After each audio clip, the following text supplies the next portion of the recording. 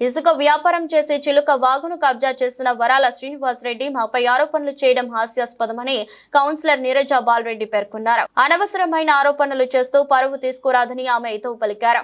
నేడు Tandur MLA camp కార్యాలయంలో ఏర్పాటు చేసిన విలేకరుల సమావేశంలో కౌన్సిలర్లు మాట్లాడుతూ మున్సిపల్ చివరి సమావేశాల్లో బీఆర్ఎస్ కౌన్సిలర్లు వ్యవహరించిన తీరుపై మండిపడ్డారు. తాండూరు మున్సిపల్ చరిత్రలోనే ఓ ఎమ్మెల్యే ప్రతిపక్షాలకు సమయం కేటాయిస్తూ 36 వార్డుల సమస్యలను తెలపాలని ఎమ్మెల్యే మనోహర్ ఈ కార్యక్రమంలో కాంగ్రెస్ పార్టీ పట్న అధ్యక్షులు హబీబ్ లాలా, కౌన్సిలర్లు నీరజ బాలరెడ్డి, ప్రభాకర్ గౌడ్, రత్నమాల, భీమ్సేన్, వెంకన్న గౌడ్, బోయ రవి, బిఏ బొంబిన, సల్మా, ఫాతిమా, ప్రవీణ్ గౌడ్, కాంగ్రెస్ పార్టీ నాయకులు కావలి సంతోష్, సయ్యద్ జలాల్, మక్సూద్, బర్కత్ అలీ తదితరులు పాల్గొన్నారు. ఏర్పాటు చేసినటువంటి ప్రెస్ మీట్లో మా కౌన్సిలర్లందరికీ, ఇక్కడికి వచ్చిన ప్రెస్ మీడియా మిత్రులకందరికీ పేరు పేరున నమస్కారాలు తెలియజేస్తున్నాను.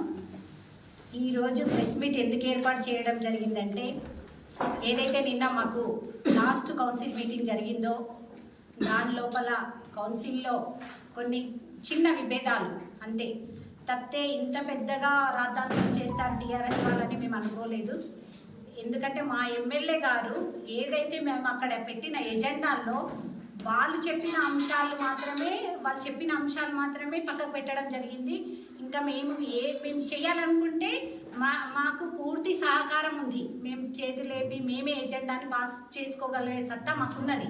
ఎందుకంటే అపోజిషన్ వాళ్ళది కూడా వినాలని మా ఎమ్మెల్యే గారు ఒక మంచి మాట చెప్పినందుకు మేము అది వినాల్సి వచ్చింది. మేము దానికి కట్టుబడే నిన్న ఓకే చేసాము.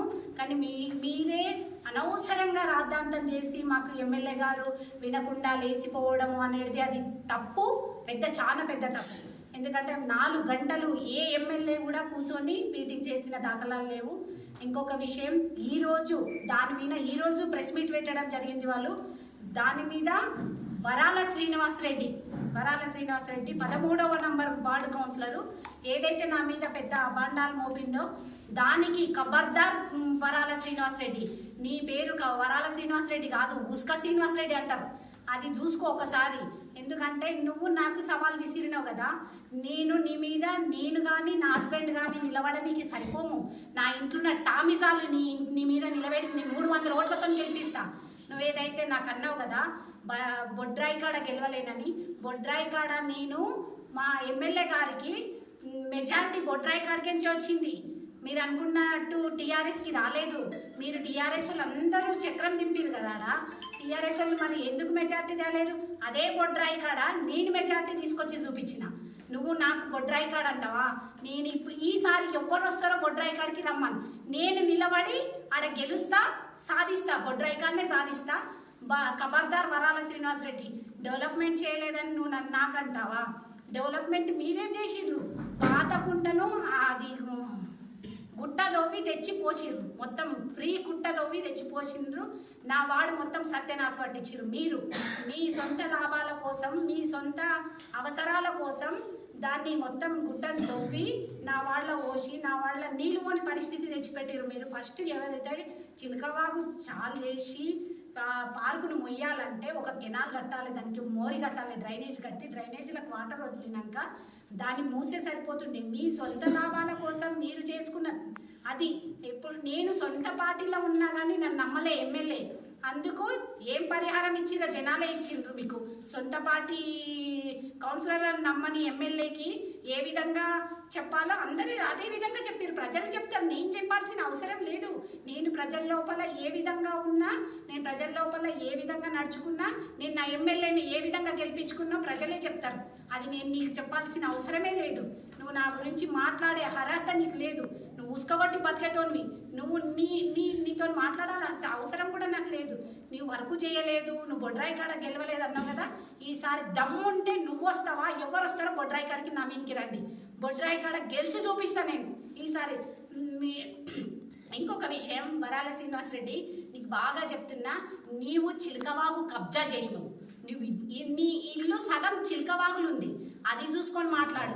నేనేమి నా సొంత భూములలో ఇల్లు కట్టుకున్నా, నేను నా సొంత జాగల ఇల్లు కట్టుకున్నా. నీవు ఆ ఊరికించో బతకనీకి నా ఊరికి వచ్చి నువ్వు నా తాండూరు భూమిని కబ్జా చేసుకొని ఇల్లు కట్టుకున్నావు. నీకెంతవరకు అది సమంజసం? ఇంకొక విషయం ఏంటంటే శ్రీనివాసరెడ్డి గారు, మీరు ఇంకా మళ్ళీ చూసుకొని మాట్లాడండి. మీరు మా తాండూరు ప్రజల మీద బతుకుతున్నారు. మీరు తాండూరు ప్రజల మీద అబాండం వేయకండి. ఎవరో మేము చెప్తే మాట్లాడేటోళ్ళు ఎవ్వరు లేరు, అందరు చిన్న పిల్లలు గారు. ఎవ్వరికి ప్రజలకి, నీ వార్డు ప్రజలకి నేను నా వాళ్ళ పని చేయలే అంటే, నేను ఎమ్మెల్యే గారు ఇచ్చిన ఫండ్స్ లోపల అందరికీ సమన్యాయం చేస్తున్నాం. మేము తీసుకుపోయి పెట్టుకోవాలంటే నీలాగా కోట్ల రూపాయలు నేను ఎమ్మెల్యే దగ్గరికి తీసుకుపోయి పెట్టుకుంటాను, నాకు అవసరం లేదు అది. ప్రతి ఒక్కరికి ఎమ్మెల్యేకి అడిగి ఓట్లు వేయించినాం మేము ఆ రోజుల లోపల. కాబట్టి అందరికీ సమన్యాయం చేయాలని అందరికీ సమానంగా ఫండ్స్ పంచుతున్నారు మా ఎమ్మెల్యే గారు. మేము కొట్లాడి పెట్టుకోవాలంటే మీలాగా కోట్లు మేము కూడా పెట్టుకుంటాం. మా ఎమ్మెల్యే గారు మస్తు కోట్ల రూపాయల పనులు తెస్తున్నాడు. కానీ మా ఎమ్మెల్యే గారు పలానా క్యాండిడేట్ అది అని చూడడు. ప్రజల కోసం, ప్రజలకైతే ఎక్కడైతే ఫండ్స్ అవసరం ఉంటాయో అక్కడ పెట్టడం జరుగుతుంది. నీలాగా నేను ₹1,00,00,000 చేసినా, నువ్వు 75 లక్షలు చేసినావు అంటే నీ న్యాయంతో 75 లక్షలు చేసినా ఒప్పుకుంటున్నా నేను. నీలాగా కోట్ల రూపాయలు దొంగతనంగా నీవు అమ్ముడు పోయిన కౌన్సిలర్, నీలాగా నేను అమ్ముడు పోయింటే, రోహిత్ రెడ్డికి నేను ఆ రోజు అమ్ముడు పోయింటే నాకు 3 కోట్ల వరకు చేస్తుండే. నీకు ₹1 కోటి వరకు చేసిండు కదా, నాకు 3 కోట్ల వరకు ఇస్తాడు రోహిత్ రెడ్డి. నాకు ₹50 లక్షలు ఇస్తానండి. ఇంకా నా అమ్ముడు పోలేదు, నాకు అవసరం లేదు. నాకెందుకు, నా ప్రజలు నాకేం చెప్తే అది. నేను ఇంతవరకు నా ప్రజల లోపల నాకు ఒక్కరు కూడా క్వశ్చన్ వేసిన వాళ్ళు లేరు. నువ్వు వర్క్ చేయలేవు అక్క అన్నోళ్ళు నువ్వు చూపి. నీ దమ్ముంటే నా టీచర్లు అడ్డుపడ్డారన్నావు కదా, రేపే నేను నీ దగ్గరకు వస్తా. నా టీచర్లు ఎవరు నాకు అడ్డుపడ్డోళ్ళు నాకు చూపి.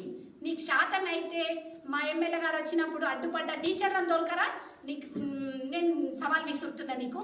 ఇంకొక విషయం, నీవు ఏదైతే నీ వార్డు ప్రజలు నిన్ను గెలిపించిండ్రు, నేను బొడ్రాయికాడ గెలిపిలే అన్నావు కదా, నీ వార్డు ప్రజలు నిన్ను ఎందుకు గెలిపించిండ్రు, నువ్వు గెలిపించింది వాళ్ళకి ఏం న్యాయం చేసినావు? ఒకసారి మతి భ్రమించినట్టున్నది నీకు. నువ్వు మా దగ్గరికి తిరిగి సాలైంది నీకు. తిరిగి మేము రాణిస్తలేం కదా నిన్ను. ఫస్ట్ నీకు ఇంకిత జ్ఞానం ఉంటే మా వార్డుకు దారి వేసుకోకుండా చూసుకో ఫస్ట్. అది మీ వార్డులో మీ ఇప్పుడు టీఆర్ఎస్ రోహిత్ రెడ్డి ఎంబడి ఎవరైతే ఉన్నారో కౌన్సిలర్లు వాళ్ళకందరికీ చెప్తున్నా, మా ఎమ్మెల్యే చుట్టూ తిరగకుండా, మమ్మల్ని ఒప్పించే ప్రయత్నం చేయకుండా మీరు మా పార్టీలకు రాకుండా చూసుకోండి ఫస్ట్. అది నేను చెప్పేది సవాల్ ఒకటే విసురుతున్నా. మీరు రోహిత్ రెడ్డికి ఏదైతే న్యాయం చేస్తారో రోహిత్ రెడ్డి ఎంబడి ఉండండి. మీ దమ్మున్న కౌన్సిలర్లు, సత్తా ఉన్న కౌన్సిలర్లు రోహిత్ రెడ్డి ఎంబడే ఉండి గెలువండి. మేము ఇదే కాంగ్రెస్లో మా ఎమ్మెల్యే ఎంబడి ఉండి గెలుస్తామని చెప్తున్నా. ఇంకొక విషయం, మొన్న ఏదైతే 13వ వార్డులో పోయినప్పుడు నువ్వు మాట్లాడిన పెద్ద మాటలు, చైర్మన్ పోయింది, ఏఎంసీ చైర్మన్ గారు పోయిండ్రు అంటారు. ఇప్పుడు నేను పని చేసినప్పుడు నేను ₹10 పెట్టినా అని చెప్తా. నీకు అంతగానో భయం ఎందుకు? కౌన్సిల్ నుంచి ఇన్ని వరకు పెట్టినామని చెప్తాం ఎవరైనా, ఎమ్మెల్యే సాబ్ నుంచి వరకు. ఎందుకంటే మేము ఎమ్మెల్యే ఎలక్షన్లో వార్డులో తిరిగినాం కాంగ్రెస్ పార్టీ నుంచి. కాబట్టి అక్కడ వాళ్ళకి న్యాయం చేయడం జరిగింది.